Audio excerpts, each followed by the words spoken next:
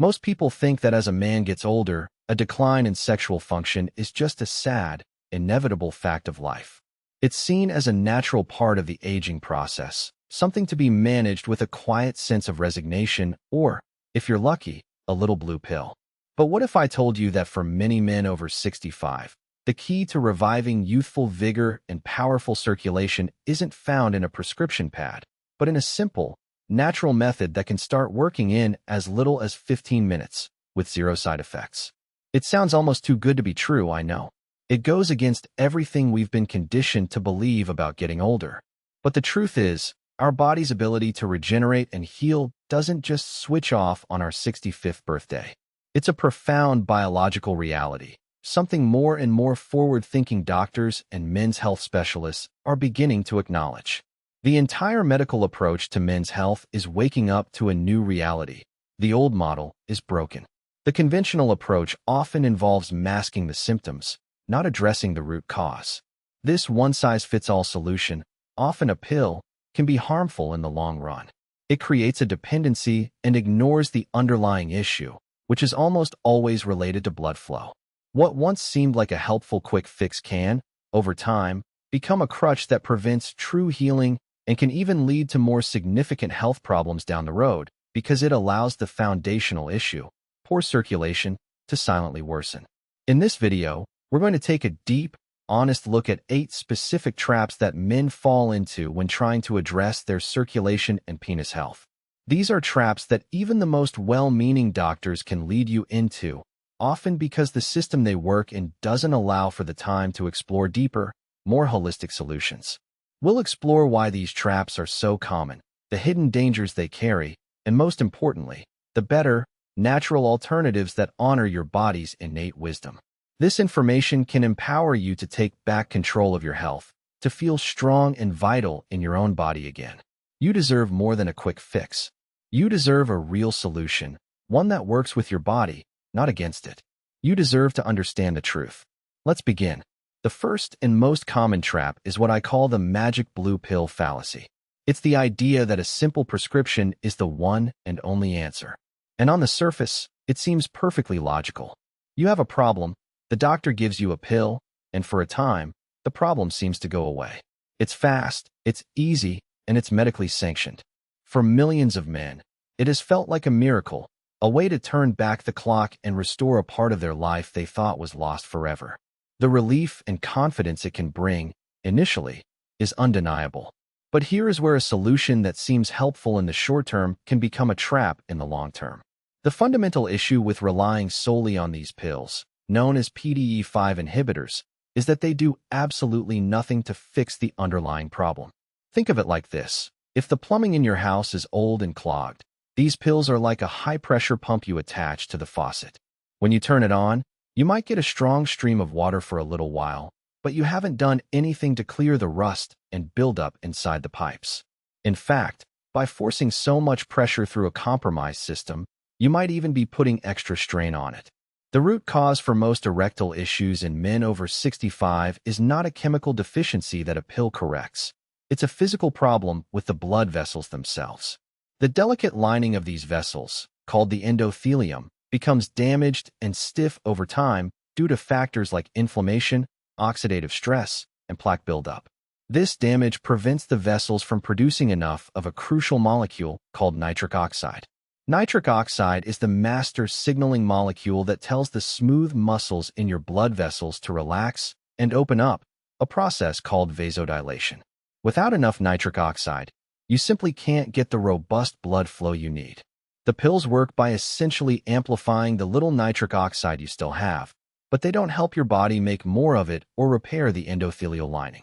This leads to several significant risks. First, there's the risk of diminishing returns.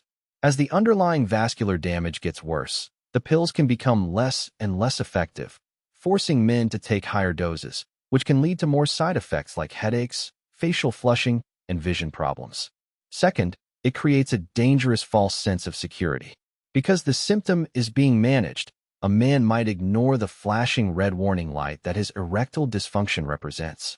ED is often one of the earliest signs of systemic cardiovascular disease. The blood vessels in the penis are much smaller than those in the heart or brain, so they are the first to show signs of blockage. By just taking a pill, you might be ignoring the canary in the coal mine that's warning you of a future heart attack or stroke. And third, there's the psychological dependency. It can shift your confidence from your own body to a pill, creating performance anxiety centered around whether you remembered to take it and whether it will work this time. Consider the story of a man named Robert. Robert was a 68-year-old retired architect, a sharp, dignified man who had always taken pride in his health. He walked every day and watched his diet. But in his mid-60s, he noticed things weren't the same. His doctor, friendly but rushed, quickly wrote him a prescription. Robert was hesitant but felt it was his only option. For the first year, it was like magic. He felt young again. But then he started needing a higher dose. The headaches became more frequent. One evening, preparing for an anniversary dinner with his wife, he realized with a jolt of panic that he'd forgotten to refill his prescription. The entire evening was clouded by anxiety. He wasn't present with his wife. He was trapped in his own head, his confidence completely tied to that little pill. The worst part was a conversation with a cardiologist a year later, after a scare with chest pains. The cardiologist told him that his ED had been a clear warning sign of the arterial plaque they were now seeing. Robert felt a deep sense of regret, realizing he had spent years masking a symptom instead of treating the root cause. He is now focused on rebuilding his vascular health from the ground up, but he wishes he had known sooner that the pill was a temporary patch, not a permanent fix. Leading vascular specialists and functional medicine practitioners are now sounding this alarm. They increasingly recommend that while PDE5 inhibitors can be a useful tool for short-term quality of life, they must be paired with a foundational strategy to improve endothelial function and nitric oxide production. The medical understanding is evolving away from symptom management and toward root cause resolution. Protocols designed for acute problems don't work for chronic, systemic conditions. This is where we must shift our thinking. Choosing to look beyond the pill isn't about rejecting modern medicine. It's about using wisdom to demand a more complete, more healing approach. It's about reclaiming your body's own power to heal. It connects to a deeper value of independence, of not wanting to be reliant on a chemical for a fundamental part of your vitality. It is an act of profound self-respect to say, I want to fix the engine, not just turn the radio up to drown out the noise. Now, let's move to the second, more insidious trap. This is the it's just old age trap. It's a deeply ingrained belief, a narrative whispered by society, and sometimes even by our own inner voice, that decline is simply the price of admission for a long life. This mindset seems logical because, on the surface, we see the evidence all around us. Friends slow down, physical challenges mount, and the culture reinforces the idea that after 65, you're on the downhill side of the mountain. It's a comforting explanation in a way, because if it's inevitable, then you don't have to feel responsible. You can simply accept it. It absolves you of the need to fight, to seek answers, or to believe that things could be different. But this transition from accepting reality to resigning yourself to a false fate is one of the most damaging things a man can do for his health. The scientific reality is far more nuanced and hopeful. While some biological processes do change with age, the collapse of your circulatory system and the resulting decline in penile function is not a mandatory part of the timeline. It is a result of accumulated damage, much of which is preventable and even reversible. The core problem with this inevitability mindset is that it leads to inaction. If you believe the problem is your age, you won't look for the real culprits: chronic inflammation, endothelial dysfunction, oxidative stress, and poor nitric oxide synthesis. You won't be motivated to make the dietary and lifestyle changes that can directly combat these issues. This mindset creates a self-fulfilling prophecy. You believe you're supposed to decline, so you stop doing the things that would prevent decline, and thus, you decline. There are several specific risks tied to this thinking. First, it masks treatable conditions. A man might attribute his fatigue, brain fog, and erectile issues to old age when he actually has a treatable thyroid condition, a vitamin deficiency, or early-stage diabetes. By blaming age, he never gets the correct diagnosis. Second, it accelerates muscle loss, or sarcopenia. Believing that weakness is inevitable, many men stop resistance training, which is the single most effective way to maintain muscle mass, metabolic health, and hormonal balance as you age. This loss of muscle further harms circulation and overall vitality. Third, and most importantly for our topic, it allows the microvasculature, the vast network of tiny blood vessels, to decay. The health of these tiny capillaries is paramount for erectile function. They are not maintained by passivity. They are maintained by active use and by providing the body with the building blocks it needs to repair them. Accepting old age as the cause is like letting a garden become overgrown with weeds and then blaming the season rather than the lack of tending. I want to tell you about a man named David. David was a 72-year-old former high school history teacher, a man with a wonderful sense of humor and a deep love for his grandkids. He had always been active, but after his 70th birthday, he started to feel a profound sense of slowing down. His morning walks became shorter, and intimacy with his wife had become a source of anxiety and disappointment. He told his son, "Well, the warranty has run out."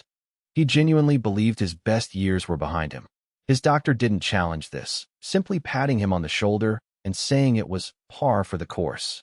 The inciting incident was a family vacation to the Grand Canyon.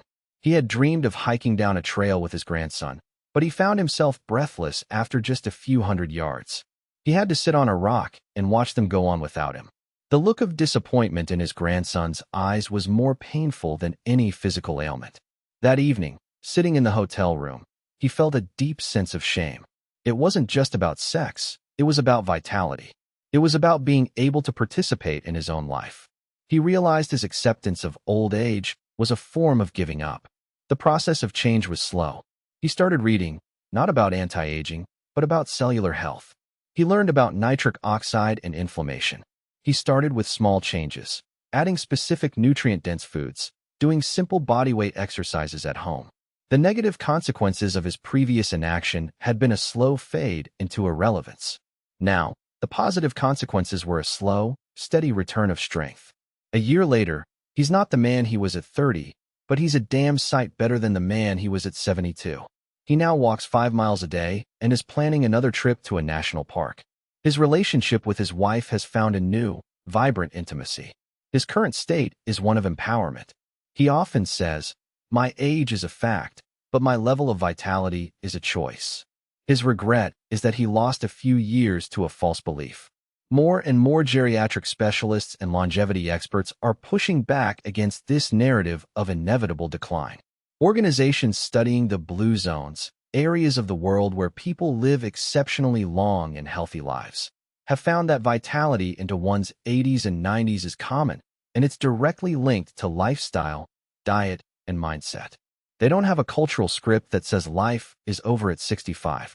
The medical understanding is shifting to view aging not as a disease, but as a process that can be managed for optimal health. Protocols designed for a generic, elderly population are being replaced by personalized approaches that consider a person's unique biology and potential for improvement. This is where wisdom comes in. True wisdom isn't just accepting limitations.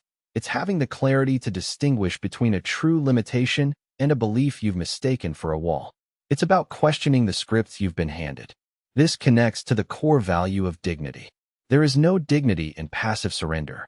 Dignity is found in engaging with your life, in striving to be the best version of yourself at any age, and in honoring the magnificent, resilient machine that is your body. You have the autonomy to reject the old age narrative and write a new one for yourself, one of vitality, strength, and active participation. This brings us to our third major trap, one that even health-conscious men fall into. The cardio is king trap. We've all heard it for decades. If you want a healthy heart, you need to do cardiovascular exercise. Running, cycling, swimming. These are held up as the gold standard for circulatory health. And it seems completely logical. You do the exercise, your heart pounds, your blood pumps, and you feel like you're doing exactly what you need to do to keep your arteries clean and your circulation strong. And let's be clear, this type of exercise is incredibly beneficial for your overall health. It strengthens the heart muscle, improves lung capacity, and helps manage weight. It is absolutely a pillar of a healthy life. But here's the subtle and crucial shift. When it comes to the specific issue of penis health, general cardio is not enough. It's helpful, but it's an incomplete strategy. The problem is that we often fail to distinguish between two different types of circulation: macrocirculation and microcirculation.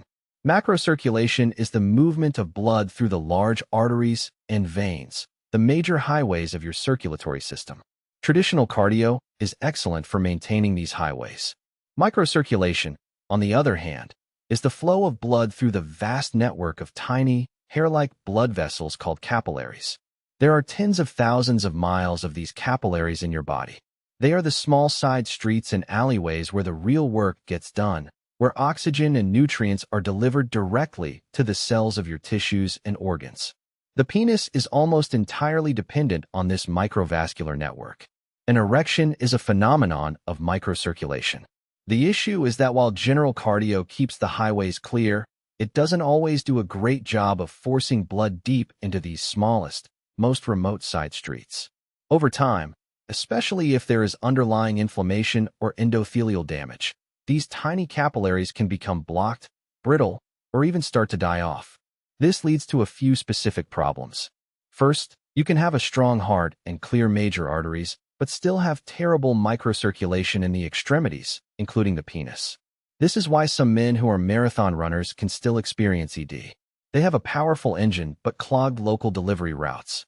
Second, a lack of targeted stimulation to these capillary beds means they don't get the shear stress that signals them to produce nitric oxide.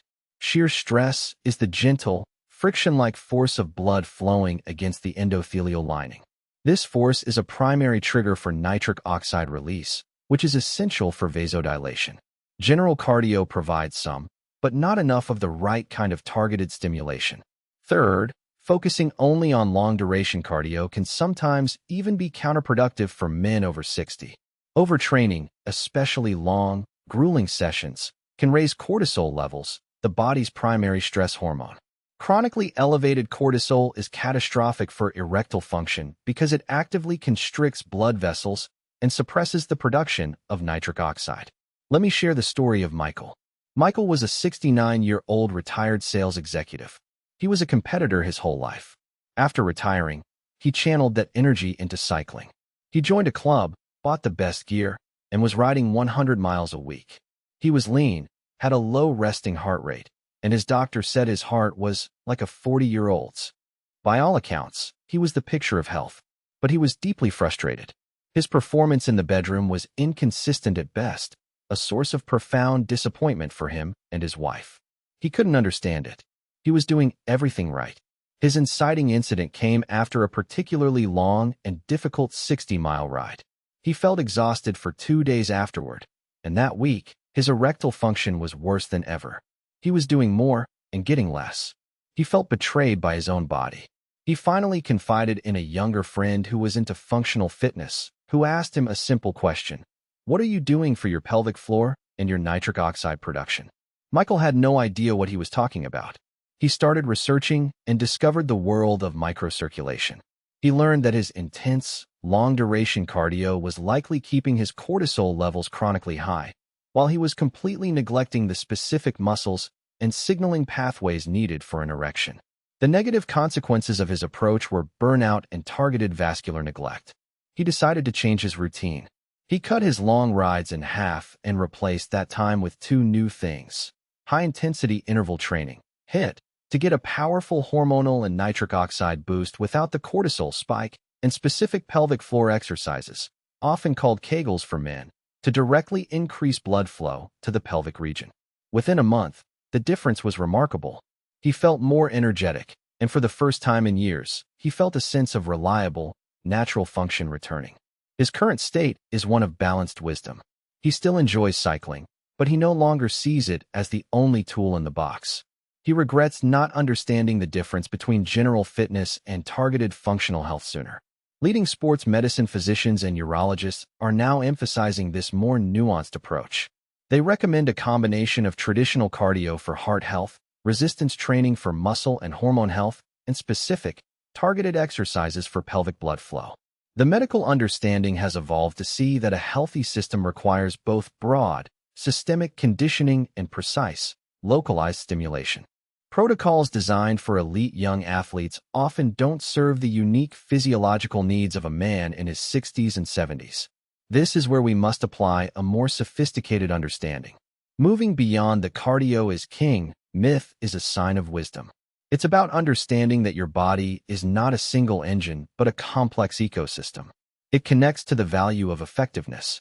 Why spend 10 hours a week on an activity that only solves part of the problem? It's about investing your precious time and energy where it will have the greatest impact. It empowers you to build a smarter, more complete fitness regimen that serves all of your health goals, from your heart to your most intimate functions. It's about training smart, not just training hard. If you're still watching this video and finding these insights valuable, please comment the number 3 below to let me know you're here and that this is resonating with you. It really helps me know what kind of information is most useful.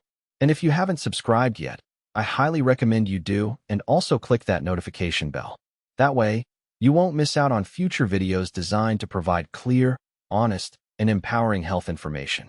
Your support helps us continue to create this content, and I'm grateful for every single one of you. Now, let's move forward to the next critical trap.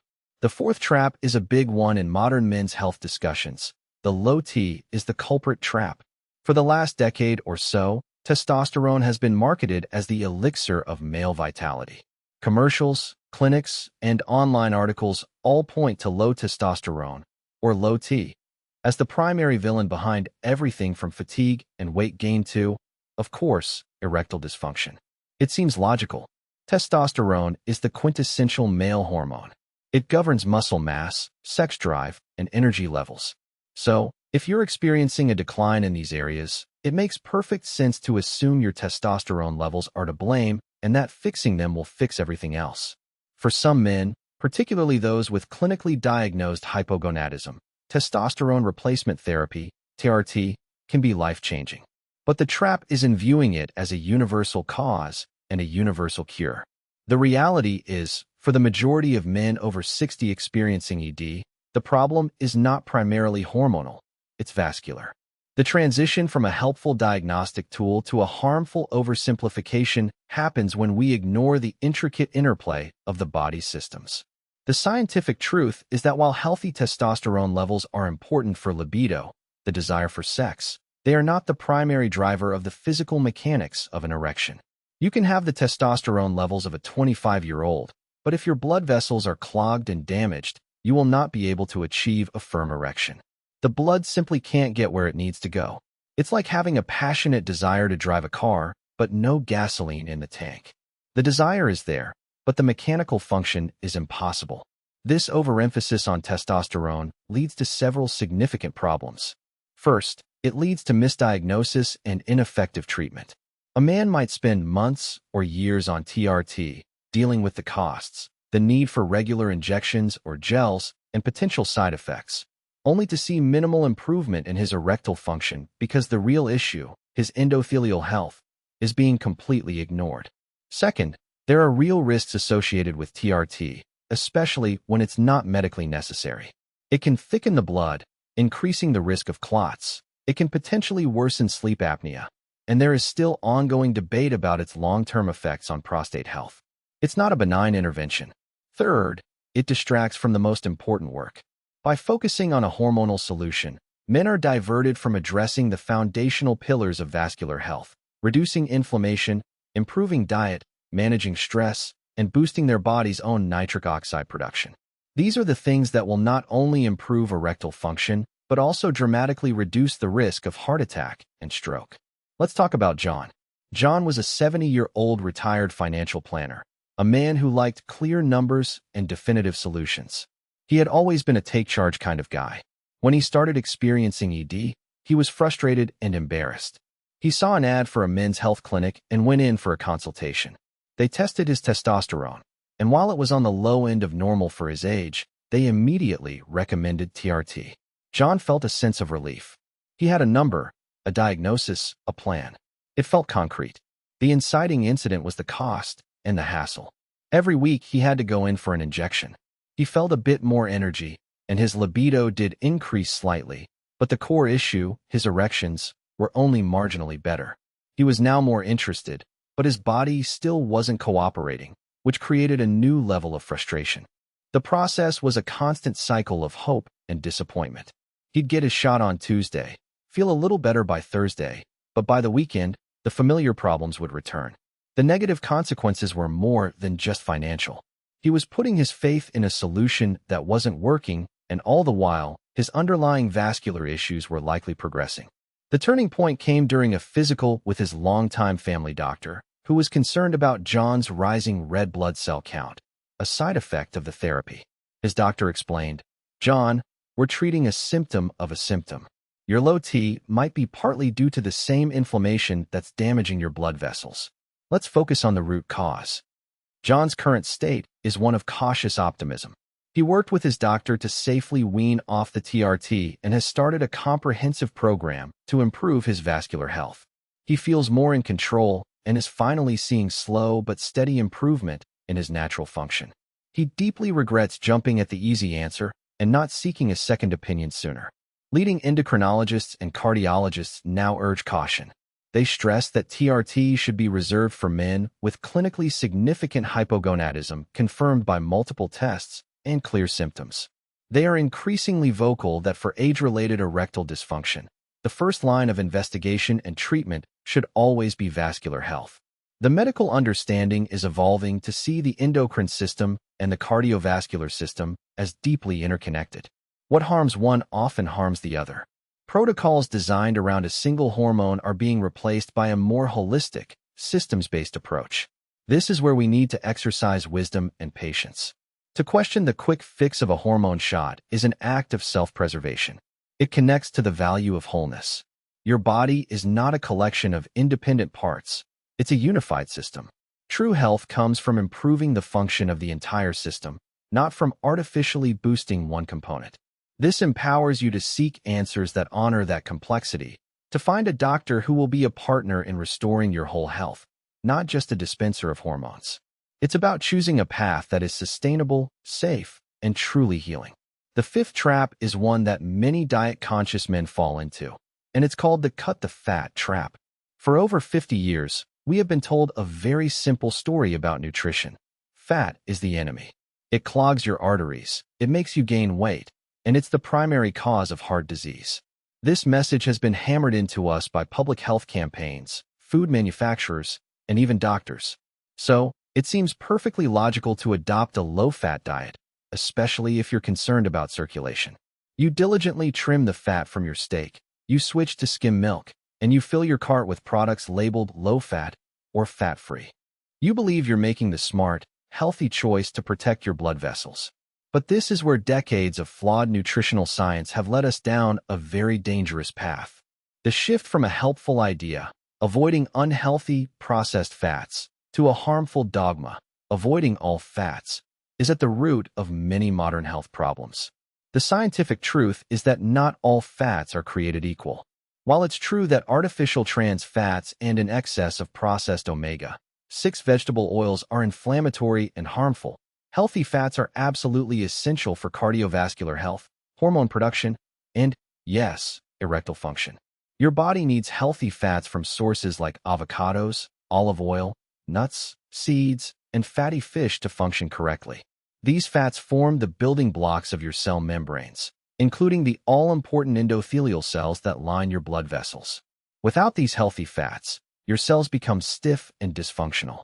More importantly, cholesterol, which we've been taught to fear, is the precursor molecule for all of your steroid hormones, including testosterone. A diet that is too low in healthy fat and cholesterol can actually suppress your natural testosterone production, compounding the very problem you're trying to solve. The biggest issue with the low-fat craze is what people replace the fat with. When you take fat out of food, it tastes bland. So, food manufacturers load it up with sugar, refined flour, and other processed carbohydrates. This has led to a few specific, disastrous consequences. First, this high-carb, low-fat diet is a primary driver of chronic inflammation. Sugar and refined starches spike your blood sugar and insulin levels, and this metabolic chaos is like a slow-burning fire throughout your body, scorching the delicate lining of your blood vessels and crippling their ability to produce nitric oxide. Second, This type of diet is a major cause of insulin resistance and type 2 diabetes, which is one of the strongest risk factors for severe erectile dysfunction. High blood sugar is directly toxic to both nerves and blood vessels. Third, by avoiding healthy omega-3 fatty acids, found in fish like salmon and sardines, you rob your body of its most powerful natural anti-inflammatory tool. Omega-3s are crucial for maintaining flexible arteries and a calm, balanced inflammatory response. Let me tell you about a man named Frank. Frank was a 66-year-old retired mail carrier. He was a salt-of-the-earth guy who had walked miles every day for his job. He was diagnosed with high cholesterol in his late 50s, and his doctor gave him the standard advice: cut out the fat. Frank took it to heart. He became a religious low-fat disciple. He ate dry toast, skinless chicken breast, and mountains of pasta. He was proud of his discipline. But as he entered his 60s, his health began to falter. He was gaining weight around his belly despite his low-fat diet. He felt tired all the time, and his once healthy sex life had completely vanished. The inciting incident was a routine blood test. His bad LDL cholesterol was still high, but now his triglycerides were through the roof, and his good HDL cholesterol was in the basement. His doctor told him he was now pre-diabetic. Frank was devastated and confused. He had followed the rules perfectly. How could this be happening? The process of his diet had been one of deprivation and, ultimately, failure. He had cut out the very things his body needed. The negative consequences were metabolic syndrome and a complete loss of vitality. He confided in his daughter, a nutritionist, who was horrified when she saw his daily food log. "Dad," she said gently, "you've been starving your body of healthy fats and poisoning it with sugar." With her guidance, Frank completely overhauled his diet. He started eating eggs for breakfast, adding avocado and olive oil to his salads, and eating salmon twice a week. He cut out the bread, pasta, and low-fat processed foods. At first, he was terrified, thinking he was going to have a heart attack. But within 2 months, he had more energy than he'd had in a decade. His blood sugar stabilized. And slowly but surely, with his body finally getting the raw materials it needed to heal, his circulation began to improve in every way. His current state is one of liberation from dogma. He feels a sense of food freedom and is amazed at how good real food tastes. His biggest regret is the decade he lost to following outdated, incorrect advice. The nutritional science community is in the midst of a massive paradigm shift. Major studies, including many that were once ignored, have shown that it's not dietary fat, but rather sugar and refined carbohydrates that are the primary drivers of heart disease and metabolic dysfunction. Leading cardiologists and nutrition experts now advocate for a diet rich in whole, unprocessed foods, including an abundance of healthy fats. The old food pyramid has been thoroughly debunked. The understanding is evolving to see that the quality of our food is far more important than the simple breakdown of macronutrients. This requires a philosophical shift in how we view food. It's about seeing food not as a potential enemy, but as powerful information for your cells. It connects to the value of common sense. For thousands of generations, humans ate whole foods, including natural fats. The idea that these traditional foods suddenly became toxic is illogical. It empowers you to trust your own body's signals and to reject the processed, packaged products that have made our society so sick. It's about returning to a way of eating that is simple, satisfying, and profoundly healing. Let's discuss the sixth trap, which is perhaps the most underestimated of them all. It's the stress is just in your head trap. In our culture, particularly for men of a certain generation, there's a tendency to view stress as a matter of mental toughness. You're supposed to power through it, suck it up, or not let it get to you. The idea that emotional or psychological stress could have a profound, physical impact on something as tangible as an erection can seem far-fetched. It seems logical to separate the mind from the body. You might think, I'm dealing with some pressure at home or with finances, but that has nothing to do with my physical health. We treat the mind as one domain and the body as another, believing that a strong will can keep them separate. But this is a dangerous and biologically false separation. The transition from acknowledging stress as a mental challenge to underestimating its physical devastation is a critical mistake. The scientific reality is that your brain and your circulatory system are in constant, intimate communication. When you experience chronic stress, Whether it's from financial worries, relationship problems, or even just watching the nightly news, your brain signals your adrenal glands to pump out the hormone cortisol. In short bursts, cortisol is a lifesaver. It gives you the energy to deal with an immediate threat. But when your stress is chronic and cortisol levels are constantly elevated, it is a slow-motion disaster for your vascular health and erectile function. The mechanism is brutally direct. First, cortisol is a powerful vasoconstrictor. That means it actively tightens and narrows your blood vessels. This is the exact opposite of what you need for an erection, which requires profound vasodilation or opening of the blood vessels. Chronic stress puts your entire circulatory system in a constant state of clampdown. Second, cortisol directly attacks the endothelium, the lining of your blood vessels. It generates oxidative stress and inflammation, damaging the very cells that are responsible for producing nitric oxide. So, not only is it clamping your vessels shut, it's also destroying the machinery that would normally open them up. Third, cortisol has a direct battle with testosterone. It suppresses the signals from your brain that tell your testes to produce testosterone, which can lower your libido or your desire for intimacy. So you have a three-pronged attack: constricted blood vessels, no nitric oxide to open them, and less desire to even start the process. I want to share the story of a man named George. George was 71, a retired small business owner who had spent his life navigating the pressures of making payroll and keeping customers happy. He was tough, resilient, and prided himself on his ability to handle anything. His baseline state was one of high-functioning stress. After he retired, he expected to relax, but he found himself constantly worried about his investments, the state of the world, and his adult children's lives. He was in a perpetual state of low-grade anxiety. Intimacy with his wife, once a source of comfort, became a source of intense pressure and failure. The inciting incident was a panic attack. He was driving on the freeway when his heart started racing. He broke out in a cold sweat, and he felt a sense of impending doom. He had to pull over, convinced he was having a heart attack. After a full workup at the hospital, the emergency room doctor told him, "George, your heart is fine. You've had a severe anxiety attack. Your body is drowning in stress hormones." The process of confronting this was incredibly difficult for George. He had to admit that his mental state was creating a physical disease. The negative consequences of his tough-it-out approach had been a complete breakdown of his nervous system and a collapse of his vascular function. He began working with a therapist and started a daily practice of mindfulness meditation and simple breathing exercises designed to activate his parasympathetic nervous system, the rest and digest system that is the antidote to cortisol. It was humbling work. He had to learn to be still, to be quiet, and to let go of the constant need to be in control. But as he did, something remarkable happened. As his mind grew calmer, his body began to respond. The physical tension in his shoulders and neck started to release. His sleep improved, and after about 3 months of consistent practice, he began to notice a return of normal, healthy circulatory function, both in general and in the bedroom. His current state is one of quiet strength. He now understands that true strength isn't about ignoring stress, but about having the tools to manage it. He regrets the years he spent believing that his mind and body were separate entities. This mind-body connection is now at the forefront of medical research.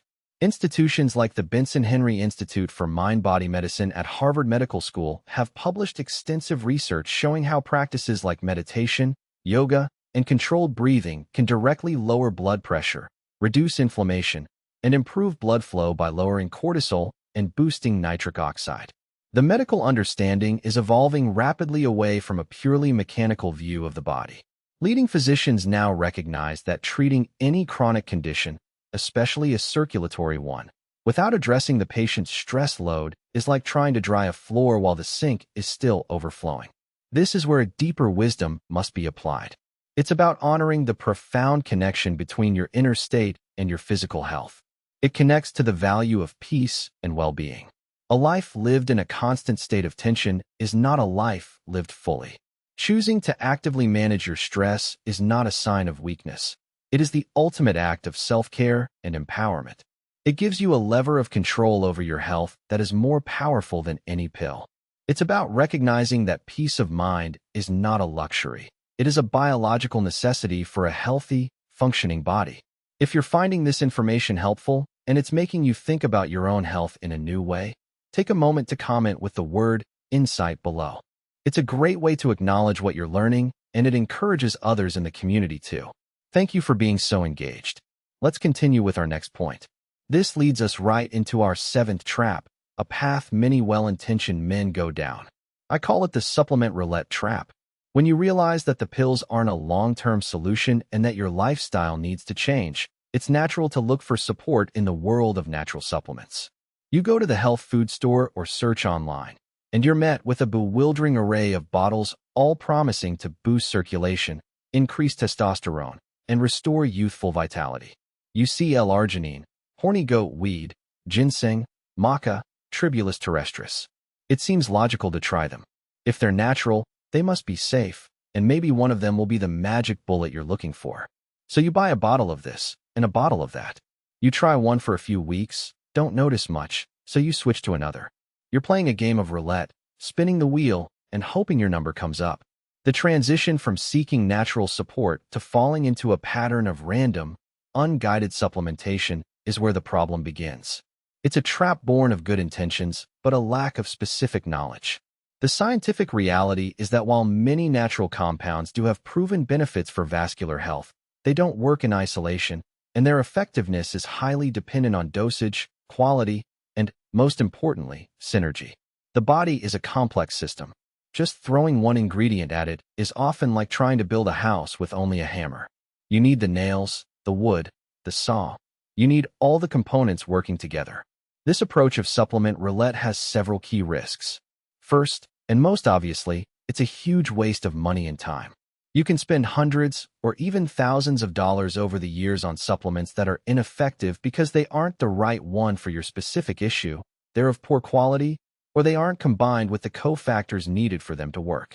Second, there's the problem of the L-Arginine paradox. L-Arginine is an amino acid that is a direct precursor to nitric oxide. For years, it was the go-to supplement for circulation. However, major clinical studies, including one by the Cleveland Clinic, found that for older men who already have some degree of cardiovascular disease, high-dose L-Arginine supplementation can actually be harmful and may even increase risks. The reason is complex, but it seems that in a damaged, inflamed vascular system, the pathway that converts arginine to nitric oxide is broken. The body ends up converting the arginine down other inflammatory pathways instead. A much safer and more effective approach is to use L-Citrulline, another amino acid that the body converts into L-Arginine internally, bypassing this problematic step and leading to a more sustained increase in nitric oxide. Third, this scattershot approach ignores the power of synergy. For example, a powerful antioxidant like pycnogenol, French maritime pine bark extract, has been shown in studies to be effective for ED, but it becomes dramatically more effective when combined with L-Citrulline. One compound protects the nitric oxide from being destroyed by oxidative stress, while the other provides the raw material to make it. Taking just one or the other is like having a car with gas, but a leaky fuel line. You need both to reach your destination. Think about a man named Samuel. Samuel was a 67-year-old retired librarian. He was a thoughtful, methodical man who loved research. When he started having circulation issues, he turned to the internet. He created a spreadsheet of potential supplements, reading reviews and articles. He felt he was being very scientific about it. His baseline was one of intellectual curiosity and a desire to find a natural solution. The inciting incident was his wife finding what she jokingly called his little chemistry set in the bathroom cabinet, 7 different bottles of pills.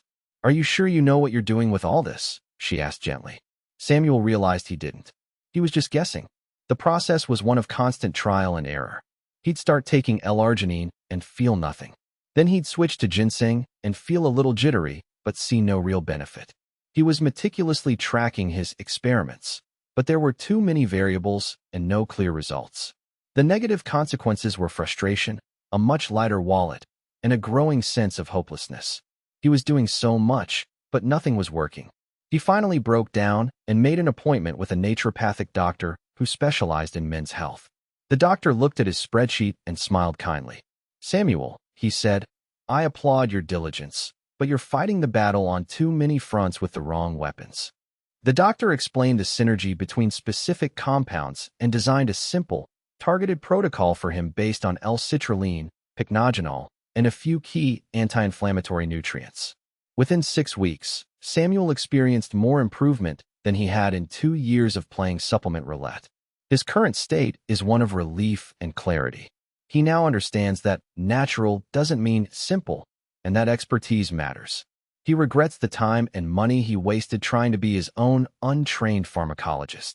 There is a growing body of evidence-based research in the field of nutritional science that supports the use of specific, synergistic combinations of nutrients for vascular health. Journals like the British Journal of Urology International have published studies on combinations like L-Citrulline and pycnogenol, demonstrating significant improvements in erectile hardness scores. The medical understanding is moving away from the single magic bullet idea and toward an appreciation for nutrient teams that work together. This is where we must apply the wisdom of strategy over brute force. It's not about taking more things. It's about taking the right things in the right combination. This connects to the value of precision and efficiency. Your body deserves a targeted, intelligent approach, not a random guessing game. It empowers you to seek out credible information or expert guidance to create a plan that is tailored to your body's needs. It's about moving from being a confused consumer to being an informed architect of your own health recovery. This brings us to the final, and perhaps most foundational, trap. It's the one that underlies all the others. I call it the hidden inflammation trap. This is the most difficult one to grasp because it's largely invisible. You can't see it or feel it in the way you can feel muscle soreness or a headache. It's a silent process that can go on for decades, systematically destroying your health from the inside out. It seems logical to focus on the things we can see and measure: cholesterol numbers, blood pressure readings, testosterone levels. These are the concrete markers of health we're used to discussing with our doctors. We address the squeaky wheel, not the slow rust that is seizing up the entire machine. The shift from focusing on visible symptoms to ignoring the invisible root cause is the single biggest mistake in modern chronic disease management. The scientific truth is that chronic, low-grade inflammation is the master driver of almost every age-related disease, from heart disease and diabetes to Alzheimer's and, most definitely, erectile dysfunction. Think of inflammation as your body's internal fire department. When you get an injury or an infection, acute inflammation, the fire department rushes in, creates redness and swelling, deals with the problem, and then goes home. This is healthy and necessary. But chronic inflammation is like the fire alarm going off quietly in the basement, 24 hours a day, 7 days a week. The fire crew is always on duty, creating a constant state of emergency. This low-level chaos has devastating effects on your blood vessels. The primary problem is that it directly assaults the endothelial lining. The inflammatory cells and the chemical messengers they release, called cytokines, are like sandpaper to the delicate, one-cell-thick lining of your arteries. This constant damage creates a rough, sticky surface where cholesterol and other substances can begin to form plaque. This is the very beginning of atherosclerosis, or hardening of the arteries.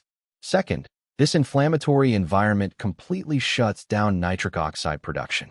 The enzyme that produces nitric oxide, called enos, cannot function in a sea of inflammation. So even if you have all the raw materials, the factory is closed. Third, inflammation makes your blood thicker and stickier, making it harder for it to flow into the tiny, sensitive capillaries of the penis. It's like trying to push sludge through a coffee straw. The main sources of this hidden fire are the things we've already touched upon: a diet high in sugar and processed foods, chronic stress, a lack of sleep, hidden gut infections, and a sedentary lifestyle. Let's conclude with the story of a man named Arthur. Arthur was 75, a retired judge, a man of logic, precedent, and evidence. He had done everything by the book his whole life. He didn't smoke, drank only in moderation, and got his annual physicals. His cholesterol was a little high, his blood pressure was managed with medication, but overall, his doctor said he was in good shape for his age. Yet, he suffered from profound erectile dysfunction, which he found illogical and deeply frustrating. He had accepted it as a mystery, an unsolvable problem. The inciting incident was a conversation with his son, a medical researcher. His son had been attending a conference on aging and was excited about the new science around inflammaging, the concept of chronic inflammation driving the aging process. He told his father, "Dad, all your issues, the blood pressure, the cholesterol, the ED, they aren't separate problems. They are all symptoms of one single, underlying cause, inflammation." For a man like Arthur, this was a revelation. It was a unifying theory that made sense of all the disparate facts. The process of addressing it was a complete shift in his approach to health. He asked his doctor for a blood test to measure C-reactive protein, CRP, a key marker of inflammation, and found it was highly elevated. The negative consequences of ignoring this for years was that he had allowed this fire to smolder and damage his entire system. Under his son's guidance, he began a strict anti-inflammatory protocol. He eliminated sugar, gluten, and dairy from his diet. He started taking high-dose omega-3 fish oil and curcumin, a powerful anti-inflammatory compound from turmeric. He also began a daily 15-minute routine, 5 minutes of deep, diaphragmatic breathing to lower cortisol, followed by 10 minutes of specific pelvic floor activation exercises and stretches to drive blood flow directly into the pelvic basin. This was his natural circulation booster, a targeted, daily, 15-minute intervention designed to do two things: put out the inflammatory fire and manually reopen the local blood vessels. It took time, but after 2 months of this consistent practice, the changes were undeniable. His blood pressure started to normalize. He had more energy, and for the first time in nearly a decade, he experienced a natural, healthy erectile response. It wasn't just a physical victory, it was an intellectual one. He had found the root cause. His current state is one of profound gratitude and intellectual satisfaction. He feels like he finally cracked his own case. His regret is only that the medical system is so slow to adopt this fundamental understanding. Leading cardiologists and researchers at institutions like Harvard and Stanford are now stating unequivocally that inflammation is the true root of cardiovascular disease. The focus is shifting from simply measuring cholesterol to measuring and managing inflammatory markers like hsCRP. The medical understanding is that you cannot have a healthy vascular system if your body is in a state of chronic inflammation. It is biologically impossible. This final point requires the greatest wisdom of all, the wisdom to look for the invisible cause, not just the visible effect. It connects to the value of seeking fundamental truths. It's about refusing to be satisfied with surface-level explanations and having the courage to ask why over and over again until you get to the foundational issue. This is the ultimate form of empowerment. When you understand that the problem is inflammation, you are no longer a victim of a dozen different age-related diseases. You are a man with one single, manageable enemy. And with that knowledge, you have a clear, unified strategy for reclaiming your health, your vitality, and your life. This stage of life, being over 65, doesn't mean decline is your destiny. It doesn't mean your best days are behind you. If anything, it's the time when your accumulated wisdom can become your greatest asset. It's the time you've earned the right to question the systems and narratives that no longer serve you.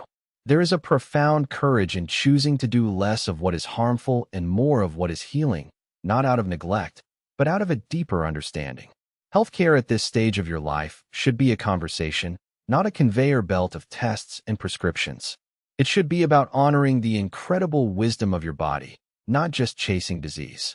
It's about being deliberate and proactive with your health, rather than reactive and fearful. When you speak with your doctor, you have the right to ask empowering questions. Ask, will this test or this medication actually change the outcome, or will it just change the paperwork? Ask, what are the lifestyle and nutritional approaches we can use to address the root cause of this issue? It's about weighing the true benefits of any intervention against the burdens, the side effects, the cost, the time, the energy. Your comfort, your peace of mind, and your quality of life are not secondary concerns. They are the primary goal. You have earned the right to live on your own terms, guided by a lifetime of experience. You have earned the right to a body that feels strong and a life that feels vibrant. This is your time, not for passive acceptance, but for active renewal. Not for dependency on a system, but for a partnership with your own innate strength. Not for an ending, but for the beginning of a vital, meaningful, and powerful new chapter.